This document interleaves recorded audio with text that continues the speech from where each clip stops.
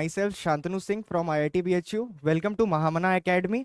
आज हम जानने वाले हैं फिजिक्स के अगले चैप्टर के बारे में जिसका नाम है करंट इलेक्ट्रिसिटी। बहुत मेजर और बहुत अच्छा चैप्टर है हमारे पूरे 12th फिजिक्स का। ठीक है, तो स्टार्ट करते हैं। जैसे चैप्टर के नाम से समझ में आ ही गया होगा कि हम किसके बारे में पढ़ने वाले हैं। करंट, इलेक्ट्रिसिटी, इस सब चीजों के बारे में पढ़ने वाले हैं। सबसे पहले चैप्टर स्टार्ट करने से पहले हम लोग जान जाते हैं कि करंट इलेक्ट्रिसिटी होती किस किस टाइप की है।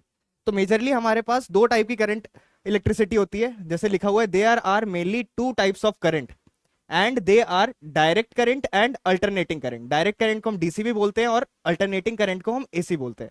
अब ये होता क्या है, the direct current flows in one direction. जो भी हमारा डायरेक्ट करंट होता है वो एक ही डायरेक्शन में फ्लो करता है, उसकी डायरेक्शन चेंज नहीं होती है। While the alternating current flows in two direction. जो हमारी अल्टरनेटिंग करंट की डायरेक्शन होती है वो चेंज होती रहती है, कभी पॉजिटिव कभी नेगेटिव। जैसे डायग्राम में भी हम देख सकते हैं, ये हमारे पास अल्टरनेटिंग करंट का ग्राफ है। जैसे यहाँ पे देख रहे हैं कि जो स्टार्ट हो रहा है हमारे पास पॉजिटिव रह रहा है, फिर थोड़ी देर बाद अल्टरनेटिंग करंट की डायरेक्शन नेगेटिव हो जा रही है, फिर पॉजिटिव हो जा रही है, फिर नेगेटिव हो जा रही है। तो हम देख सकते हैं यहाँ पे डायरेक्शन करंट की चेंज हो रही है। वहीं डायरेक्ट करंट में हम देखें तो जो डायरेक्ट करंट की डायरेक्शन होती है वो टाइम के रिस्पेक्ट में सेम रहती है।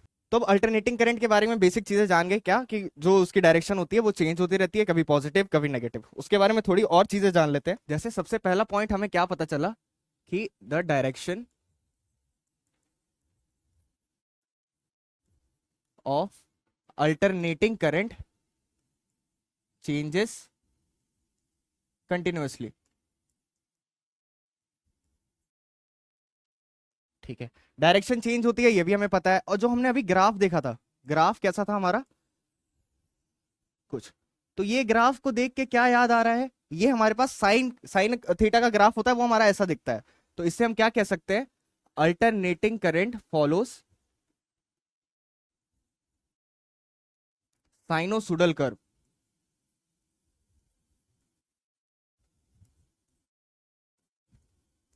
ठीक है, दो पॉइंट जान गए अल्टरनेटिंग करंट के बारे में। और सबसे मेजर पॉइंट और जो प्रैक्टिकल लाइफ में जो हमारे पास पॉइंट आएगा वो क्या है, जो अल्टरनेटिंग करंट है यही हमारे घर पे ट्रांसफर होता है। तो द अल्टरनेटिंग करंट इज,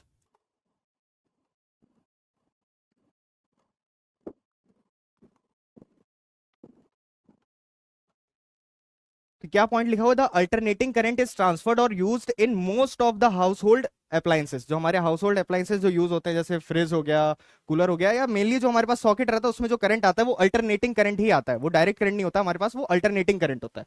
ठीक है, 3 पॉइंट जान चुके हैं, एक बार फिर से देख लेते हैं। The direction of alternating current changes continuously, ये चीज हमें पता थी।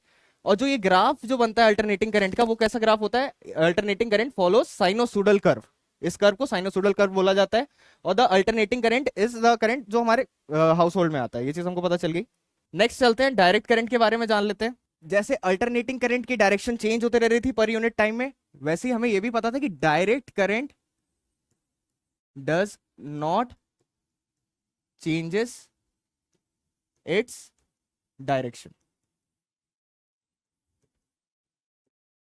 ठीक है, नेक्स्ट पॉइंट हमारे पास क्या है, नेक्स्ट पॉइंट ये है कि अब ये डायरेक्ट करंट यूज कहां करते हैं। जैसे हमारे पास तो हाउस होल्ड में हमने बता दिया कि अल्टरनेटिंग करंट आ जाता है, तो हमारे सारे काम तो उसी से हो गए। अल्टरनेटिंग करंट से डायरेक्ट करंट कहां पे यूज होता है, डायरेक्ट करंट वो करंट होता है जो हमारी बैटरी से निकलता है।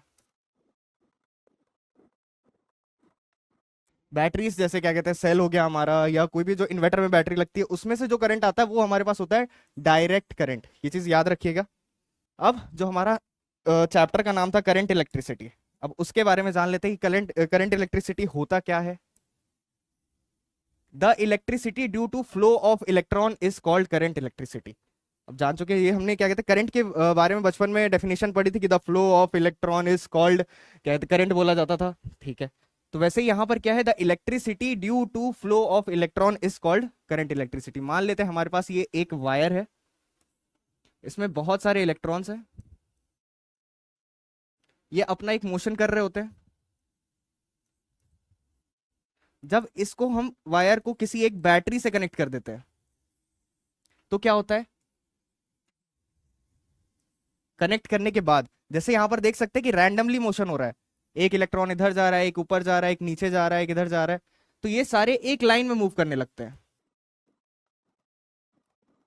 और हमारा सर्किट में करंट फ्लो होने लगता है। ठीक है, करंट इलेक्ट्रिसिटी के बारे में बेसिक चीज जान चुके। नेक्स्ट आगे बढ़ते हैं। करंट इलेक्ट्रिसिटी के बारे में तो जान लिया, अब करंट के बारे में थोड़ी सी और चीजें जान लेते हैं। बेसिकली सब लोग जानते तो हैं करंट होता क्या है।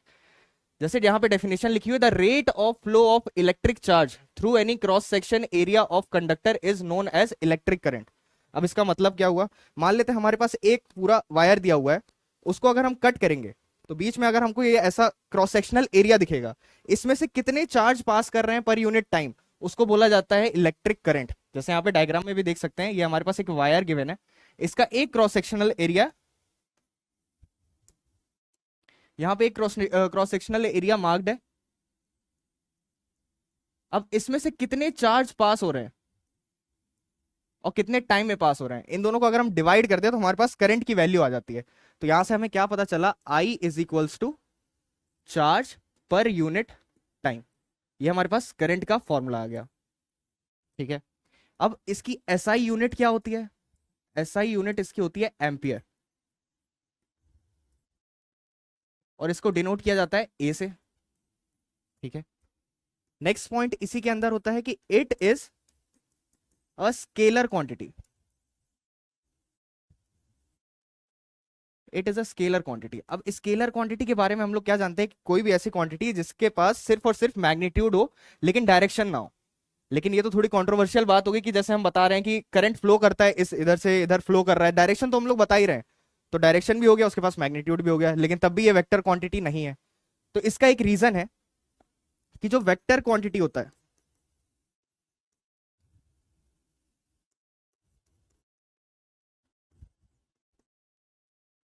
जैसे मान लेते हैं हमारे पास एक एक वेक्टर दिया हुआ है ए और दूसरा वेक्टर दिया हुआ है बी, अगर इन दोनों को हम ऐड करते हैं तो ऐड करने का यहाँ पे तरीका होता है, दो वेक्टर जैसे ये है ए वेक्टर, ये रहा बी वेक्टर, किसी एक एंगल पर इंक्लाइंड है, तो इसका रिजल्टेंट आता है,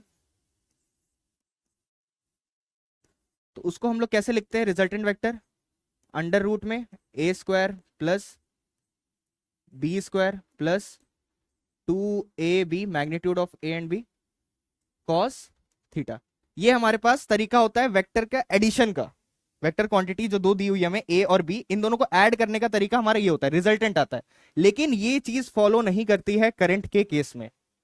करंट के केस में जो भी हम ऐड करेंगे, जैसे मान लेते हैं हमारे पास एक करंट यहां दिया हुआ है I1, जो दूसरा करंट दिया हुआ है वो है I2, तो उसको ऐड करने का तरीका ये नहीं होता है। तो current does not follow vector law of addition, इसी वजह से जो हमारे पास क्या कहते हैं करंट है वो वेक्टर क्वांटिटी नहीं है, वो एक स्केलर क्वांटिटी है। तो स्केलर क्वांटिटी है, इसका मतलब क्या हुआ, उसको ऐड करने का तरीका क्या होगा, किसी भी दो स्केलर क्वांटिटी को हम ऐड कैसे करते हैं, मान लेते हैं दो स्केलर क्वांटिटी ले लेते हैं, 1 + 2 ऐड करना होगा, सीधे सीधे हम कह देंगे 3। तो वैसे ही हमारे पास अगर दो करंट होगा I1 और दूसरा करंट I2, तो इसको हम ऐड करेंगे तो हमारे पास आ जाएगा I नेट। तो ये जो इसका एडिशन होता है करंट का, वो हमारा स्केलर लॉ फॉलो करता है, इसी रीजन से ये एक स्केलर क्वांटिटी है। ठीक है, नेक्स्ट करंट के बारे में और जान लेते हैं। अब नॉर्मल हमें करंट का फॉर्मूला क्या पता चला अभी, current is equals to charge upon time. ठीक है, ये तो टोटल करंट की बात हो गई, यहां से यहां करंट फ्लो कर रहा है, ये तो टोटल करंट की बात हो गई कि इस पूरे कंडक्टर में कितना करंट फ्लो कर रहा है। अब अगर हमें किसी एक इंस्टेंट पर निकालना हो कि 2 सेकंड बाद, 3 सेकंड बाद या 4 सेकंड पर कितना करंट फ्लो हुआ है, तो वो हमें निकालना हो, तो उसके लिए फॉर्मूला हो जाता है हमारे पास आई इंस्टेंटेनियस। तो उसको हम निकालते हैं dq/dt, इस फॉर्मूले से current is equals to dq/dt। Instantaneous का मतलब ही यही होता है किसी एक इंस्टेंट पर, किसी एक पर्टिकुलर टाइम पर, जैसे 2 सेकंड पर बता दिया हमने, 4 सेकंड, 5 सेकंड, इस पर्टिकुलर टाइम पर निकालने को बोल देंगे तो हमें ये फॉर्मूला यूज करना पड़ेगा, क्या, current is equals to dq/dt, जहां पर हमारा q क्या है, चार्ज, और यहां पर t क्या है हमारे पास, टाइम, कि किस टाइम पर हम लोग निकाल रहे हैं। ठीक है, अब यहां पे हमें करंट के दो फॉर्मूले मिल गए, चार्ज अपॉन टाइम और एक आई इंस्टेंटेनियस का dq/dt। तो करंट के बारे में हमारी नॉलेज हो चुकी है पूरी। अब चार्ज के बारे में जानते हैं। चार्ज के लिए बचपन में एक फॉर्मूला पढ़ा था, q is equals to NE। तो ये चीज इस फॉर्मूले का इस चैप्टर में बहुत यूज होगा, तो ये चीज ध्यान रखिएगा। यहां पर n क्या है, नंबर ऑफ इलेक्ट्रॉन्स, और E वैल्यू ऑफ इलेक्ट्रॉन। जो चार्ज की वैल्यू होती है कितनी होती है, 1.6 × 10⁻⁻19 कूलम। ठीक है, आगे बढ़ते हैं। नेक्स्ट जो टॉपिक आता है वो है हमारे पास करंट डेंसिटी। अब करंट डेंसिटी क्या चीज है? करंट डेंसिटी को डिनोट किया जाता है जे से, इसका डिनोशन का साइन होता है जे। अब इसकी डेफिनेशन जान लेते हैं। डेफिनेशन क्या है? Current density at a point in a conductor is the ratio of current at that point in the conductor to the area of cross section of that conductor. तो इसका मतलब क्या हुआ? डेफिनेशन तो बहुत कॉम्प्लेक्स ही है। मान लेते हैं ये रहा हमारे पास एक कंडक्टर, ठीक है, इसमें हम एक क्रॉस सेक्शनल एरिया बना लेते हैं, ठीक है, इतना बना लिया। अब फिर से दोबारा डेफिनेशन पढ़ते हैं। Current density at a point in a conductor, point ये हमने जो क्रॉस सेक्शनल एरिया बना लिया यही हमारा पॉइंट हो गया, is the ratio of current at that point two the area of cross section of that conductor. तो ये इसकी एरिया की वैल्यू बोल देते हैं ए है, और इससे जो करंट पास हो रहा है वो मान लेते हैं आई है। तो हम बोले इस पॉइंट पर हमें करंट डेंसिटी की वैल्यू निकाल के बताओ, तो वो क्या हो जाएगा? जे करंट डेंसिटी जिसे डिनोट किया जाता है is equals to current divided by area of cross section. ये हमारे पास फॉर्मूला आ जाएगा करंट डेंसिटी का। ठीक है, आगे बढ़ते हैं। ठीक, जो हमारा नेक्स्ट टॉपिक है वो है ओम्स लॉ। तो ओम्स लॉ जो हमारा एकदम मेजर पार्ट है इस चैप्टर का, उसके हिसाब से क्या है? Ohm's law states that the voltage और potential difference between two points is directly proportional to the current passing through the resistance. जैसे मान लेते हैं हमारे पास दो पॉइंट है, इन दोनों पॉइंट के बीच का जो पोटेंशियल डिफरेंस है वी, वो किसके डायरेक्टली प्रोपोर्शनल है? कि इन दोनों के बीच में कितना करंट जा रहा है, इसके डायरेक्टली प्रोपोर्शनल होता है। तो यहां से हम कह सकते हैं V is directly proportional to I according to Ohm's law. अब जब भी हम प्रोपोर्शनल साइन हटा के इक्वल्स टू साइन लगाते हैं तो हमारे पास एक कांस्टेंट आ जाता है। तो यहाँ पे जो कांस्टेंट आता है वो होता है हमारे पास R, और ये R क्या है हमारे पास? R होता है रेजिस्टेंस। ठीक है, अब रेजिस्टेंस की वैल्यू क्या होती है? रेजिस्टेंस की वैल्यू होती है R is equals to rho L by A। अब ये चीज क्या है? जो भी हमारे पास वायर है उसका ये रो मतलब होता है रेजिस्टिविटी,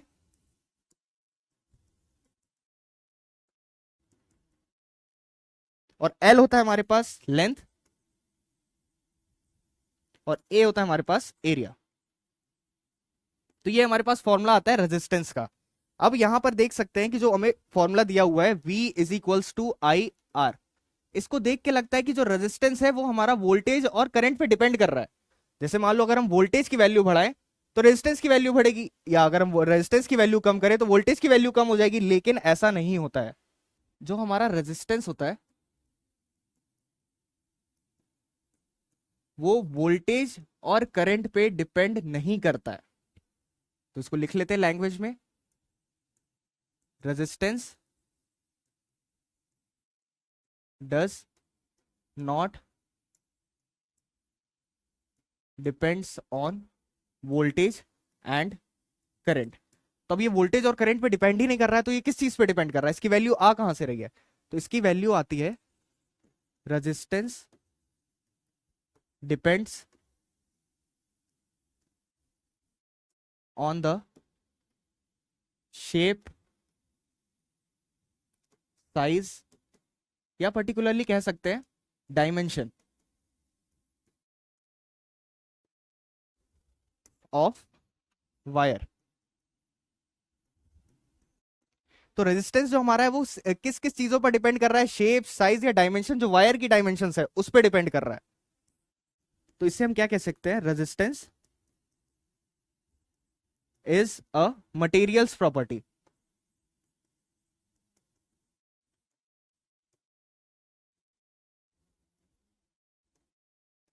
मतलब क्या हुआ? हमारा जो वायर है वो किस मटेरियल का बना हुआ है, रेजिस्टेंस उस चीज पे डिपेंड करता है। ठीक है, नेक्स्ट, अब जो ओम्स लॉ पढ़े थे उसकी कुछ कुछ लिमिटेशंस होती है। जितने भी लॉ पढ़ते हैं उसकी कुछ कुछ आगे पढ़ के देखते हैं कि ये चीज गलत है। जैसे 10th में जो चीज पढ़ी थी आगे 11th में पढ़ोगे, 12th में पढ़ोगे तो पता चलेगा कि ये चीज गलत है।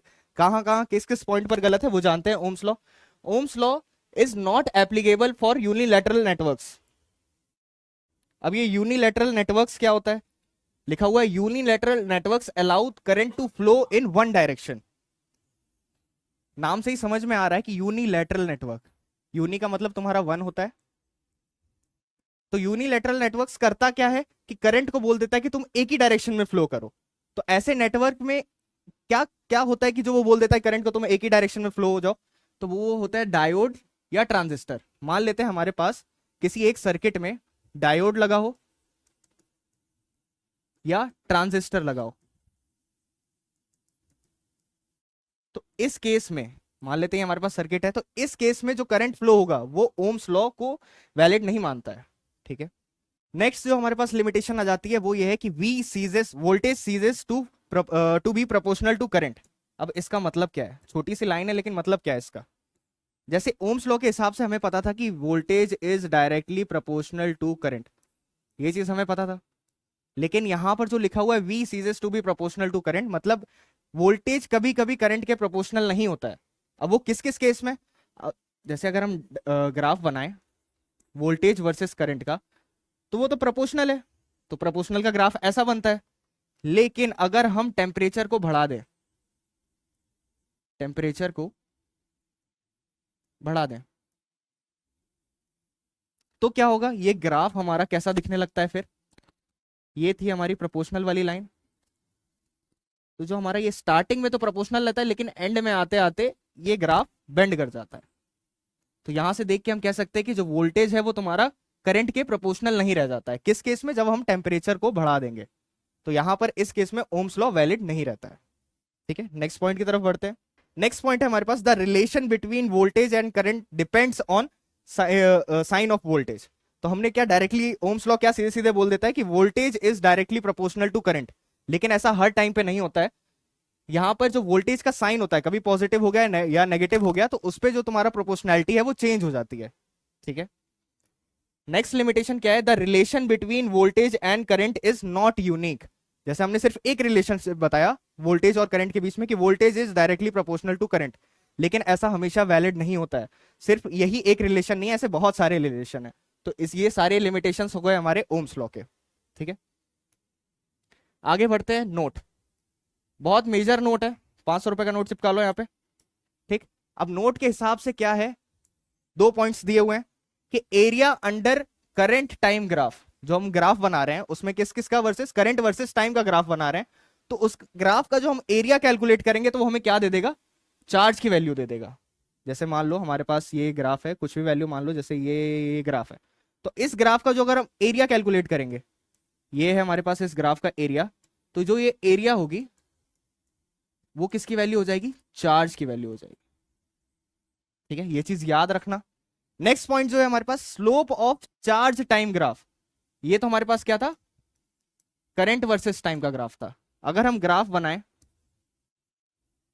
चार्ज वर्सेस टाइम का, मान लेते हैं ये रहा हमारे पास चार्ज वर्सेस टाइम का ग्राफ, तो अगर हम इसका स्लोप कैलकुलेट करेंगे, स्लोप क्या होता है, स्लोप का फॉर्मूला पढ़े होगे बचपन में, tan theta is equals to y by x, ये होता है हमारे पास स्लोप का फॉर्मूला। तो जो ये स्लोप है वो क्या है, करंट हो जाता है। अब ये इसको प्रूव करते हैं, देखते हैं। y वाले एक्सिस पे हमारे पास क्या दिया हुआ है, चार्ज, ये tan थीटा ही हमारे पास स्लोप होता है, ये चीज ध्यान रखिएगा, स्लोप। तो जो स्लोप की वैल्यू अगर हम फिर से देखें,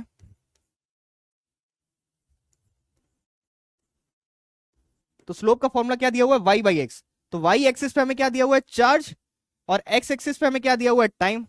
तो ये फॉर्मूला किसका दिख रहा है, करंट का। तो स्लोप का हम कह सकते हैं I is equals to q by T.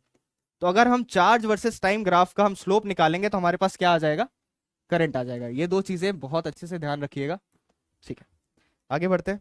Next, अब क्वेश्चन, क्वेश्चन क्या दिया हुआ है हमें, charge flowing through wire is Q is equals to 3t square minus 2t plus 2। ये हमारे पास चार्ज की एक इक्वेशन दी हुई है और हमें बताना है कि करंट कितना फ्लो हो रहा है 2 सेकंड में। तो वीडियो को पॉज करिए और क्वेश्चन को एक बार ट्राई करिए। ठीक है, जिन लोग से क्वेश्चन बन गया है बहुत अच्छी बात है, नहीं हुआ तो एक बार देख लो और समझ लो इसको। हमारे पास क्या है, चार्ज की इक्वेशन कितनी दी हुई है, 3t square minus 2t plus 2, और टाइम हमें कितना दिया हुआ है, 2 सेकेंड, और हमसे वैल्यू किसकी पूछी है, करंट की। तो चार्ज दिया हुआ है, टाइम दिया हुआ है, करंट कैसे निकालें, तो इसके लिए हमने फॉर्मूला पढ़ा है। अब ये देखो यहाँ पे सिर्फ और एक 2 सेकंड, एक इंस्टेंट दे दिया है टाइम का, कि ये नहीं बोला है कि स्टार्टिंग से लेकर 2 सेकंड तक हमें बताओ, टाइम इंटरवल नहीं दिया हुआ है कि स्टार्टिंग से हमने 0 से स्टार्ट किया 2 सेकंड तक बताओ। तो वो तो वहां पर हमारे पास क्या फॉर्मूला आ जाएगा, जो नॉर्मल फॉर्मूला हम लोगों ने पढ़ा था, I is equals to charge upon time. तो टोटल चार्ज यहाँ पे रख देते कि कितना चार्ज फ्लो हुआ है 0 से लेकर 2 सेकंड तक, और यहाँ पर टाइम आ जाता हमारा 0 से 2 सेकंड तक। लेकिन यहां पर हमसे क्या पूछा है, एग्जैक्ट 2 सेकंड पर बताओ कि कितना करंट फ्लो हो रहा है। यहां पे एक इंस्टेंट दे दिया गया है, तो इंस्टेंट के लिए भी हमें फॉर्मूला पता था, I is equals to D Q by D T करते हैं। ये चीज क्या है, हमें चार्ज का डिफरेंशिएशन करना है विद रिस्पेक्ट टू टाइम। ठीक है, तो चार्ज की वैल्यू यहां डाल देते हैं, तो क्या हो जाएगा डी बाई डी टी, और यहाँ पे मल्टीप्लाई में चार्ज आ जाएगा। क्या इक्वेशन दी हुई है, 3t² माइनस 2t प्लस 2। अब बहुत इजी सा डिफरेंशिएशन है, यहाँ पे ये कांस्टेंट है 3, तो 3 बाहर आ जाएगा। t² का डिफरेंशिएशन क्या हो जाएगा, 2t।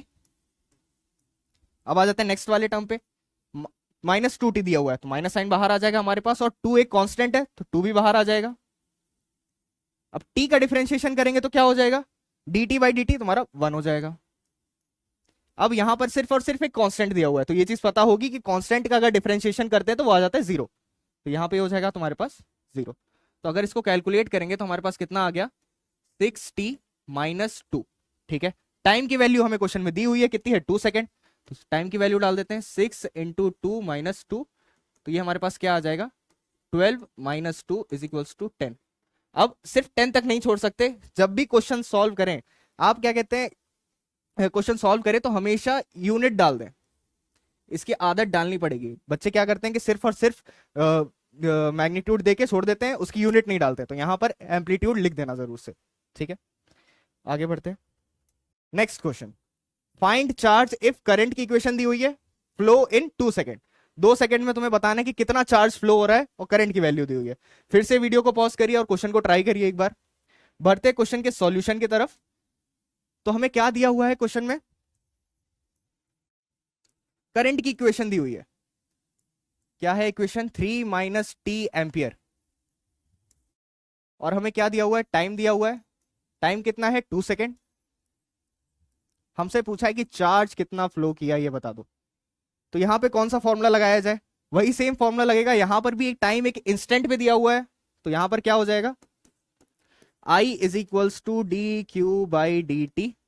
अब हमें निकालना है चार्ज, तो चार्ज को एक साइड रख लेते हैं, इसको इधर मल्टीप्लाई कर देते हैं, तो क्या हो जाएगा, d q is equals to I d T. अब ऐसा जहां पर दिखता है तुमको ये कि इधर है डी क्यू और इधर है डी टी, तो यहां पर हम लोग हमेशा क्या करते हैं, इंटीग्रेशन करते हैं, तो यहां पर इंटीग्रेट का साइन लगा दो। अब यहां पे हमें लिमिट लगानी पड़ेगी, जब चार्ज तुम्हारा जीरो, यहां पे टाइम के रिस्पेक्ट में कर रहे हैं और यहां पे चार्ज के रिस्पेक्ट में कर रहे हैं, तो जब तुम्हारा चार्ज वो टाइम 0 है, स्टार्टिंग पॉइंट एकदम हम 0 टाइम से स्टार्ट कर रहे हैं, तो हमारे पास चार्ज कितना होगा, 0 हो जाएगा, बिल्कुल चार्ज नहीं फ्लो किया होगा। अब जब टाइम हमारे पास क्या दिया हुआ है, 2 सेकंड पे पूछा है, तो जब 2 सेकंड हो जाएंगे हमारे पास, 2 सेकंड बीत चुका होगा, तो चार्ज मान लेते हैं कितना हो गया होगा, क्यू, इसकी वैल्यू हमें निकालनी है। ठीक है, तो अब डी क्यू का इंटीग्रेशन करते हैं तो हमारे पास क्या आ जाता है, क्यू। अब यहां पर करंट की इक्वेशन डाल देते हैं जो हमें क्वेश्चन में दी हुई है, लिमिट हमारे पास 0 से 2, करंट की इक्वेशन दी हुई है 3 माइनस टी, और यहां पे आ जाएगा तुम्हारा डी टी। ठीक है, इस dt को दोनों में क्या कहते हैं, बांट देते हैं, तो क्या हो जाएगा तुम्हारे पास, 0 से 2 3 dt, ब्रैकेट खोल दिया हमने, माइनस इंटीग्रेशन 0 से 2 t dt। ठीक है, इंटीग्रेशन को हमने डिस्ट्रीब्यूट कर दिया। अब यहाँ पे 3 कांस्टेंट है, तो वो इंटीग्रेशन से बाहर आ जाएगा, तो क्या हो जाएगा हमारे पास, 0 से ये 3 बाहर आ गया, 0 से 2, इंटीग्रेशन में सिर्फ बचा dt। यहाँ पे अब इधर करते हैं, यहाँ पे तो कुछ कांस्टेंट नहीं है, तो हमारे पास सिर्फ और सिर्फ यही बचेगा इंटीग्रेशन में, t dt। अब इंटीग्रेशन करना चालू करते हैं, dt का इंटीग्रेशन क्या होता है, dt का इंटीग्रेशन तुम्हारा हो जाएगा t, तो ये हो गया, कांस्टेंट हमारा बाहर था 3, और dt का इंटीग्रेशन किया हमने तो आ गया आंसर t, और लिमिट लगी हुई है हमारी 0 से 2 तक। ठीक है, इतना इंटीग्रेशन हो चुका है हमारा। बढ़ते हैं आगे, तो यहां पर अब t का इंटीग्रेशन करना है, t dt का, तो इसका इंटीग्रेशन क्या हो जाता है हमारे पास, t² बाई 2, पावर में एक ऐड हो जाता है, और जो पावर बनती है हमारी उससे डिवाइड कर दिया जाता है। ठीक है, और लिमिट कितनी रखी हुई है हमारी, 0 से 2। अब ये लिमिट का क्या गेम है, लिमिट में हम लोग क्या करते हैं कि अपर लिमिट को रखा जाता है माइनस, लोअर लिमिट को रख के माइनस कर दिया जाता है, तो यहाँ पे क्या हो जाएगा, 2 रख दिया, माइनस टी की जगह पे 0 रख दिया। ठीक है, वही सेम चीज इधर भी कर देते हैं, टी की जगह पे 2 रखोगे तो हो जाएगा 2² बाई 2, और यहाँ पे 0 रख दोगे तो हो जाएगा तुम्हारा -0² बाई 2। ठीक है, अब यहाँ पर 2 माइनस 0, 2 ही बचेगा हमारे पास, तो यहाँ पे हो जाएगा 3 इंटू 2, माइनस यहाँ पे 2 का स्क्वायर करेंगे तो हमारे पास क्या बचेगा, 4 बाई 2, और ये तो तुम्हारा कैंसिल होके 0 ही हो गया। ठीक है, इसको कट करोगे ये 2 हो जाएगा हमारे पास, 6 माइनस 2, तो आंसर हमारे पास आ जाएगा 4। अब इसकी यूनिट क्या होगी, चार्ज की यूनिट कूलम्ब होती है। ठीक है, ये आ गया हमारे पास आंसर। जिन जिन का सही आया 500 रुपए का नोट निकाल के पार्टी दे लेना खुद को। ठीक, नेक्स्ट टॉपिक जो है वो हमारा moment of electron inside conductor. जो हमारे पास कंडक्टर है जिसमें बता दिया कि फ्लो ऑफ इलेक्ट्रॉन की वजह से करंट पास होता है, तो जो फ्लो हो रहा है वो हो कैसा रहा है, ठीक है, बताया जाए। नॉर्मल कंडीशन ले लेते हैं एट रूम टेम्परेचर। तो जब रूम टेम्परेचर की बात करें, हमारे पास एक कंडक्टर रखा हुआ है, कंडक्टर वायर कुछ भी कह सकते हो, कोई दिक्कत नहीं है। तो इसके अंदर जो इलेक्ट्रॉन्स हैं, खूब सारे इलेक्ट्रॉन्स होते हैं, वो रैंडमली इधर उधर भाग रहे होते हैं। अभी बताया था लेक्चर के स्टार्ट में। तो यहां पे जो मोशन दिख रहा है वो हम कह सकते हैं कि इलेक्ट्रॉन का जो मोशन है वो कैसा है, रैंडम है, कुछ ऐसा फिक्स नहीं है। लेकिन यहां पर हम एक चीज देख के कह सकते हैं कि इलेक्ट्रॉन जो है वो हमेशा ट्रेवल्स इन स्ट्रेट लाइन। ठीक है, ये बात जान गए हम लोग इलेक्ट्रॉन के मोशन के बारे में। अच्छा, यहाँ पे एक चीज बताओ कि हमको स्टार्टिंग में क्या बताया गया था, करंट की डेफिनेशन, कि करंट कब फ्लो करता है, जब हमारे पास इलेक्ट्रॉन का मोशन हो रहा होता है, ये चीज बताया था। तो हमने बताया कि रूम टेम्परेचर पे एक तार रखा हुआ है हमारे पास, उसमें इलेक्ट्रॉन्स मूव कर रहे हैं इधर से उधर। तो यहां पर भी इलेक्ट्रॉन का मोशन हो रहा है, लेकिन अगर हम क्या कहते हैं, रूम टेम्परेचर पे बस ऐसे तार रखा हुआ है, बैटरी से कनेक्ट नहीं है, तो अगर हम उसको टच करते हैं तो करंट क्यों नहीं लगता है। तो यहां पे इसका एक रीजन बताया जाए।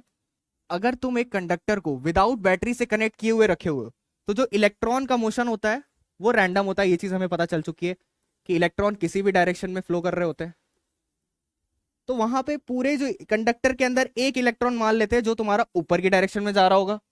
तो यहाँ पे हमें क्या कहते हैं, एक इलेक्ट्रॉन ऐसा भी प्रेजेंट होगा जो कि नीचे की डायरेक्शन में जा रहा होगा, और एक इलेक्ट्रॉन ऐसा प्रेजेंट होगा जो कि राइट साइड में जा रहा होगा, और उसी के अपोजिट में एक इलेक्ट्रॉन ऐसा होगा जो कि लेफ्ट डायरेक्शन में जा रहा होगा। तो जो इस इलेक्ट्रॉन की वजह से जो करंट बनेगा ऊपर की डायरेक्शन में, और इस इलेक्ट्रॉन की वजह से जो करंट बनेगा नीचे की डायरेक्शन में, ये आपस में क्रिस क्रॉस होकर कैंसिल हो जाता है। वही सेम केस यहाँ पे, जो इलेक्ट्रॉन के मोशन, राइट साइड के मोशन की वजह से जो करंट बन रहा होगा वो कैंसिल हो जाएगा इलेक्ट्रॉन के लेफ्ट साइड के मोशन की वजह से। तो यहाँ पे रैंडम मोशन की वजह से करंट नहीं बनता है। अब तो फिर हम ये कैसे कह सकते हैं कि बैटरी से जब हम कनेक्ट कर देते हैं तो करंट प्रोड्यूस होना स्टार्ट हो जाता है। तो बैटरी से जब कनेक्ट कर देते हैं हम लोग, तो ये स्टार्टिंग में बताया था कि इलेक्ट्रॉन एक लाइन में मूव करने लगते हैं।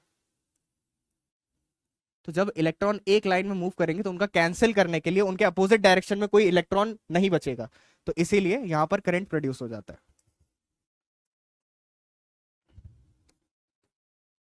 ठीक है, बढ़ते आगे। Next, relaxation time. तो ये जो टॉपिक है, अब ये आपके रिलैक्स करने का टाइम नहीं है, ये इलेक्ट्रॉन के रिलैक्स करने का टाइम है। जैसे हमने क्या बताया कि एक जो हमारे पास कंडक्टर है, इसके अंदर जो इलेक्ट्रॉन्स है वो रैंडमली ट्रैवल कर रहे हैं इधर उधर, ये चीज पता चल चुकी है आपको। तो जब इलेक्ट्रॉन्स रैंडमली ट्रैवल कर रहे होंगे तो वो एक दूसरे से टकराएंगे भी। ये इलेक्ट्रॉन इधर ट्रैवल करके गया तो ये इसको ऐसे जाके ठोकर मार देगा। ठीक है, तो जब ये इससे जाके इससे टकराया, फिर इसके बाद ये कहीं और डेविएट हो जाएगा। तो जब डेविएट होके जब दूसरे इलेक्ट्रॉन से टकराने जाएगा, तो इसके बीच का जो टाइम होता है इसको बोला जाता है रिलैक्सेशन टाइम। नहीं आया समझ में, फिर से बताते हैं। रिलैक्सेशन टाइम क्या है, time between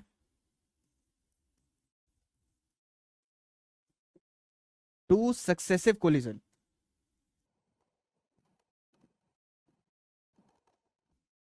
is called relaxation time।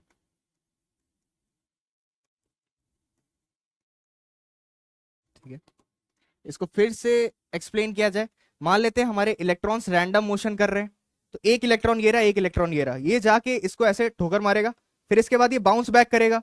तो ये बाउंस बैक करके जब दूसरे इलेक्ट्रॉन से टकराने जाएगा, तो यहां से यहां तक जाने का जो टाइम होगा इसको बोला जाता है रिलैक्सेशन पीरियड, या तो रिलैक्सेशन टाइम, किसका, इलेक्ट्रॉन का। ठीक है, अब रिलैक्सेशन टाइम में थोड़ी सी और चीजें जान लेते हैं। अब इलेक्ट्रॉन मोशन कर कैसे रहा है, मतलब उसमें अपने आप से माता आगे वो मूव करने लगा है, ऐसा कुछ नहीं होता है। जैसे आप भी एक जगह बैठे हो तो आप अपने आप से मूव करने नहीं लगोगे, उठ के कुछ काम, जब आपके पास कुछ काम आएगा तभी आप उठ के जाओगे वो काम करने, आपके अंदर कुछ एनर्जी आएगी तभी आप जाओगे वो काम करने। तो इलेक्ट्रॉन्स के पास कौन सी एनर्जी है कि वो मोशन कर रहा है? तो इलेक्ट्रॉन्स के पास एनर्जी होती है थर्मल एनर्जी। तो इलेक्ट्रॉन्स के मोशन का कारण क्या है? उनकी थर्मल एनर्जी।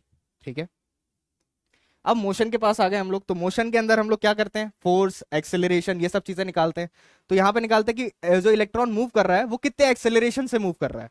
ठीक है, तो एक्सेलरेशन निकालने के लिए हमें पहले फोर्स जानना होगा कि इलेक्ट्रॉन पे फोर्स कितना लग रहा है, तभी हम एक्सेलरेशन निकाल पाएंगे। तो ये चीज हमने पिछले चैप्टर में पढ़ी थी कि जो फोर्स का फॉर्मूला होता है वो क्या होता है? Q इंटू ई, चार्ज इंटू इलेक्ट्रिक फील्ड। ये फॉर्मूला हमने पढ़ा था पिछले चैप्टर में। ठीक है, अब इस केस में क्या हो रहा है कि यहाँ पे जो चार्ज है वो किसके बराबर है? एक इलेक्ट्रॉन के बराबर। तो यहाँ पे जो फॉर्मूला बन जाएगा वो क्या हो जाएगा? F is equals to small e electron वाला और ये E इलेक्ट्रिक फील्ड वाला। ठीक है, ये चीज पता चल गया हमारे को हमको। अब फोर्स को हम लोग क्या लिख सकते हैं? Mass into acceleration. ये मास किसका है? इलेक्ट्रॉन का मास है। ठीक है, मास इंटू एक्सेलरेशन। यहां से हम एक्सेलरेशन का फॉर्मूला निकाल सकते हैं। कितना हो जाएगा? Acceleration is equals two electron into electric field, और मास तुम्हारा नीचे चला जाएगा। तो हमारे पास फॉर्मूला क्या बन गया? ई बाई एम। ठीक है, एक्सेलरेशन आ गया हमारे पास। नेक्स्ट जो हमारे पास टॉपिक है वो है मोबिलिटी। अब मोबिलिटी क्या है? मोबिलिटी हमारे पास होता है ड्रिफ्ट वेलोसिटी पर unit electric field. Drift velocity पर यूनिट इलेक्ट्रिक फील्ड को हम लोग क्या कहते हैं? मोबिलिटी। तो मोबिलिटी का अगर हमें फॉर्मूला निकालना हो तो वो क्या हो जाएगा? Mobility is equals to drift velocity v d per unit electric field. ये हमारे पास फॉर्मूला आ जाएगा। अब वीडी की वैल्यू डाल देते हैं यहाँ पर। ड्रिफ्ट वेलोसिटी की वैल्यू हम लोगों ने क्या पढ़ी अभी? Electron into electric field divided by mass, और यहां पर आ जाएगा ई। तो ये चीज क्या हो जाएगा हमारे पास? इस इलेक्ट्रिक फील्ड से ये चीज कट गई, तो ये हो जाएगा E by M into tau. Tau क्या है हमारे पास यहाँ पर? Relaxation time.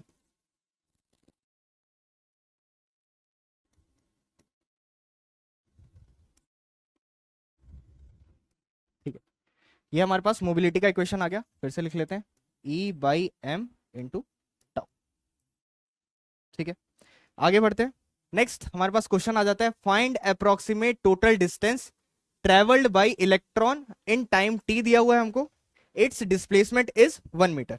ठीक है, तो हमें क्या दिया हुआ है? डिस्प्लेसमेंट कितना है? 1 मीटर, और हमें टाइम दिया हुआ है स्मॉल टी। हमसे पूछा है कि अप्रोक्सीमेट टोटल डिस्टेंस बता दो। तो टोटल डिस्टेंस बताया जाए। यहां पे एक चीज नोट करके साइड में लिख लीजिएगा क्वेश्चन के ऊपर, कि जो ड्रिफ्ट वेलोसिटी थी उसकी अप्रोक्सीमेट वैल्यू हो जाती है 10⁻⁻⁴।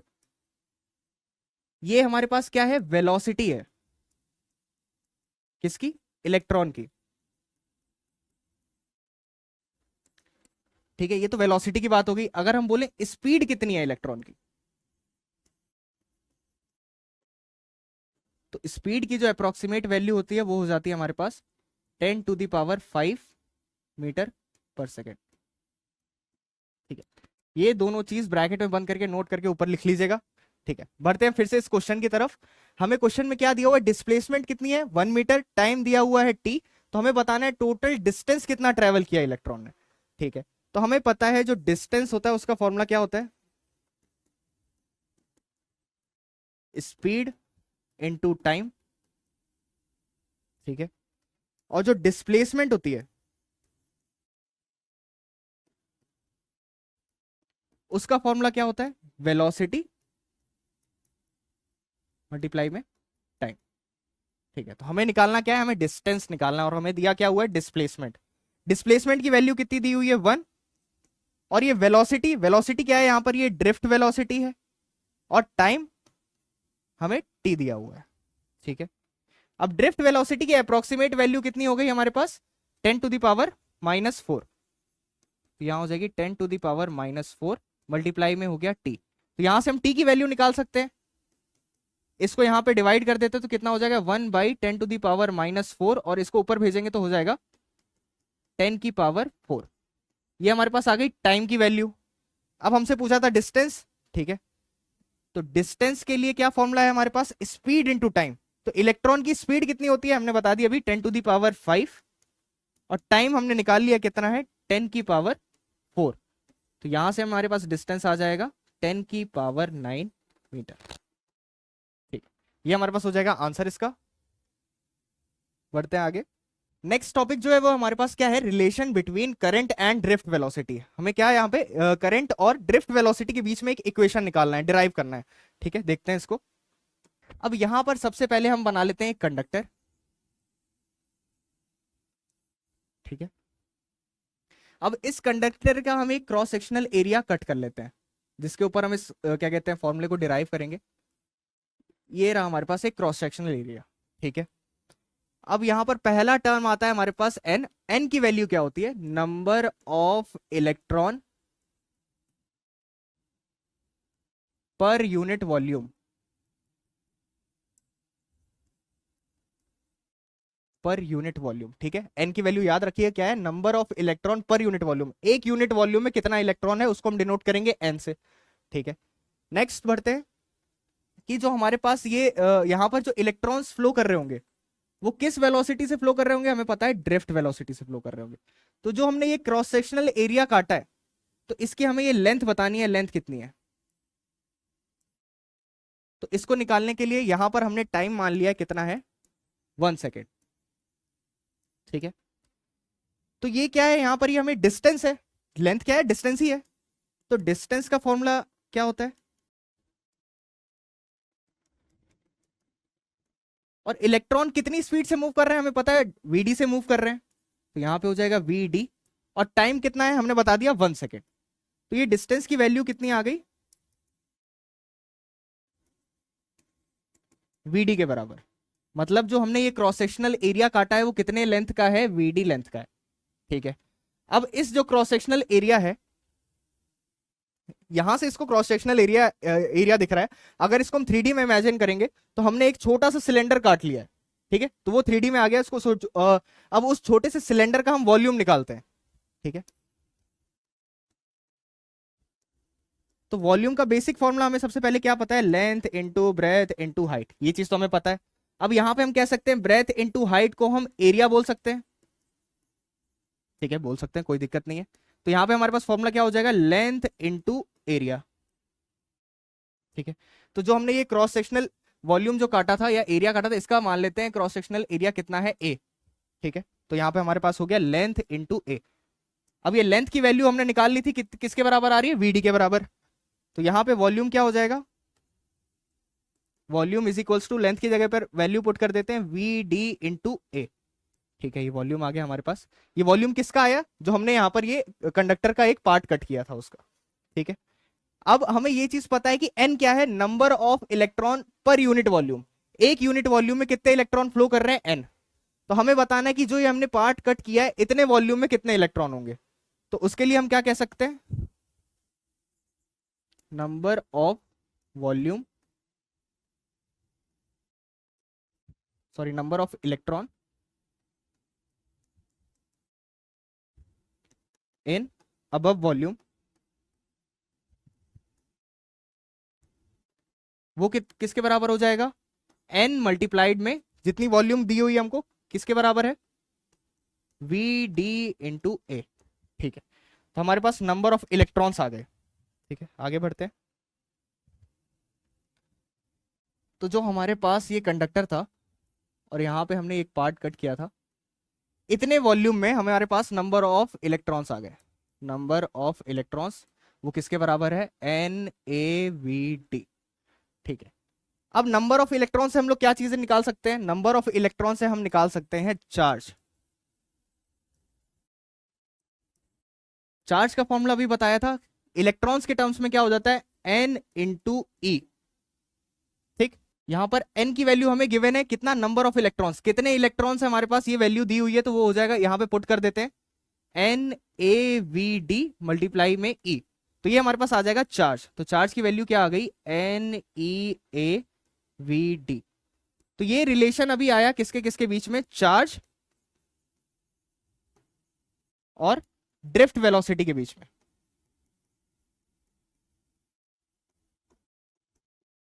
ठीक है, लेकिन हमें निकालना क्या था, करंट और ड्रिफ्ट वेलोसिटी के बीच में रिलेशन निकालना था। तो इस चार्ज को हम क्या कहते हैं, करंट में कैसे कन्वर्ट किया जाए, करंट का फॉर्मूला हमें पता है क्या होता है, चार्ज पर यूनिट टाइम। ठीक है, चार्ज की वैल्यू क्या दी हुई है हमको, NeAVD, और स्टार्टिंग में हमने टाइम बता दिया था कितना लिया है हमने, 1 सेकेंड। तो यहाँ पे करंट की इक्वेशन क्या आ गई, NeAVD। यहाँ पे हमें रिलेशन मिल चुका है किसके किसके बीच का, करंट और ड्रिफ्ट वेलोसिटी के बीच का।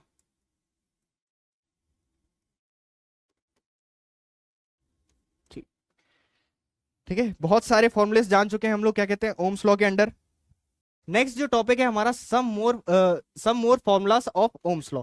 इसको कंटिन्यू करेंगे हम लोग नेक्स्ट चैप्टर में। अभी तक जितने फॉर्मुलेस बताए गए हैं उसको रिवाइज कर लीजिएगा, उसको याद कर लीजिएगा, जितने क्वेश्चंस दिए गए थे उसको एक बार खुद से बिना देखे ट्राई कर लीजिएगा, आपका आधा चैप्टर कंप्लीट हो जाएगा। बाकी जो आधा चैप्टर बचा हुआ है वो हम लोग नेक्स्ट लेक्चर में कवर कर लेंगे। Thank you everyone.